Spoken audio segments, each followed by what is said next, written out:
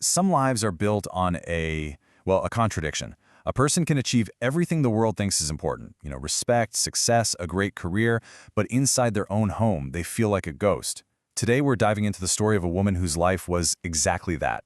A really painful paradox that just couldn't be explained by logic or by reason or really by anything in this life. And that was the question that haunted her, right from her earliest memories. It's a question everyone denied, but her heart just refused to let it go. She could feel it in the way she was treated, in the silences, in the gaps between words. She was in the family, but she was never really one of them. Professionally, she was a huge success. She climbed to a position that most people can only dream of. She earned all this respect and admiration from her colleagues, from society, but that public success? It was the complete opposite of her private life. At home, what she faced was just this constant, quiet, soul-crushing rejection. Can you just imagine the humiliation? Her own father. When neighbors or friends would come over, he'd introduce his eldest daughter not with pride, but with this dismissive wave of his hand, saying, "Oh, she's just the help." And this wasn't some kind of joke, this was her reality. And the exclusion, it went even deeper than that. During holidays, festivals, the moments that are supposed to bring a family together, her mother would always find a way to keep her separate. She was basically an outsider during the most sacred family rituals, which just drilled in this deep feeling of being totally, spiritually alone. And the proof of her weird status was actually written down in black and white. In ninth grade, her teacher's filling out forms for board exams and notices something odd. The document didn't list her as daughter of her father. It said, care of. It's such a cold, bureaucratic term, right? A legal loophole that just screamed that she didn't really belong. So when she finally confronted her father, holding this undeniable proof, he just panicked. He spun this whole story about a problem with his job, something about her mother being underage when she was born. It was a really flimsy excuse, just meant to quiet her down. And for a while, it worked. But it never, ever felt like the truth. Now, this pattern of feeling like an outsider, it didn't just stop with her family. Nope, it followed her right into a romantic life, and it led to a marriage that felt less like a choice and more like some kind of strange, inexplicable curse. The story of her marriage is just bizarre. There was this guy at her office, handsome, popular, but she just didn't like his character, wanted nothing to do with him. Then one day, he offers her some papaya, and he sprinkles this strange powder on it that he calls salt. After she ate it, something just shifted.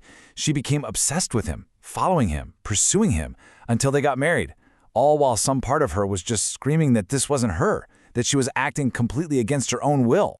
And this spell held her for years. She was trapped in this toxic marriage, completely aware of his cheating, but just powerless to do anything about it. And then she gave birth. The very second she looked at her newborn daughter's face, it was like a switch flipped. The fog just lifted. The obsession, gone. She finally got her mind back, and with that new strength, she ended the marriage. So with her head finally clear, she looks back at the wreckage of her life. The coldness from her parents, that bizarre marriage, none of it made any sense. It felt like she was paying for a crime she couldn't even remember committing. And that led her to this really profound question. What if the key to all her suffering wasn't hidden in the present, but somewhere deep in the past? And that's what led her to seek answers through a past life regression. She closed her eyes, and the world she knew just started to fade away, replaced by these fragmented images and feelings and whispers from a life lived a long, long time ago. The first vision was a complete shock. She wasn't herself. She was a man, young, handsome, incredibly wealthy, dressed in these fine clothes. He was standing in a grand house, just a world away from the emotional poverty of her current life. As the memories started getting sharper, a story began to unfold. It was a story centered on this young man, his family, and a terrible secret. A secret that would kick off a tragedy, with consequences that would echo across time. See, he had a younger sister, just 16 years old, who became pregnant by a servant. To avoid a huge scandal, the family married her off in secret to a poor man in another state, promising they'd support her. But then their father died. And this man, her past self, he got completely consumed by his own life, his own troubles. He cut off all contact. He abandoned his sister completely, leaving her poor, resentful, and just utterly alone. And this is the moment where all the puzzle pieces of her current life finally started to click into place. The people who caused her so much pain, they weren't strangers. They were souls she had known before, and they were carrying a very heavy debt. That resentful, abandoned sister from the past life was now her mother. The sister's poor husband was now her father. The wife he couldn't love, that was her spellcasting ex-husband. Even the daughter from that past life, the one bright spot, had come back as her current daughter, the very person whose birth broke the spell. The grudge his sister held, a whole lifetime of feeling betrayed and abandoned, had carried over, poisoning their relationship before it even had a chance to start. The karmic connections, they explain the why, that deep, emotional feeling of rejection. But it didn't really explain the how. I mean, how did she even end up in this family in the first place? Well, her spiritual guides in the regression, they had one final, devastating truth to share. The guides took her back, not to a past life, but to the very beginning of this one, to a memory from when she was just 6 months old. The scene is a police station, and there's a baby crying in a basket. So here's what happened.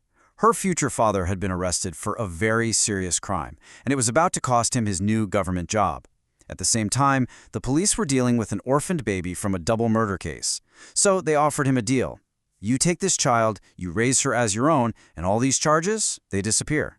It was a bargain made out of pure desperation. A life for a life. Her father and her grandfather made a promise to the police that day. They swore they would raise her, provide for her, and never, ever let her know that she wasn't their biological child. It was a promise they would keep in letter, but break in spirit. When her father brought that 6-month-old baby home, his new bride, the soul of the sister he had abandoned, she reacted with just instant fury. She took the baby from his arms, placed her on the cold front doorstep, and just left her there for hours, refusing to let her inside. And in that one moment, the karmic and the earthly just collided. This new mother was being forced to accept the child of a stranger, but her soul was screaming in protest. It recognized the soul of the brother who had betrayed her a lifetime ago, and it would not love him. And so, her entire life was built on two truths, running side by side. On the surface, she was an unwanted secret, an adopted child they took care of out of fear and obligation.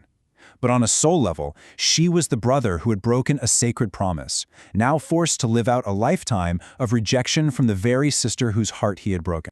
In the end, every single question she ever had was answered.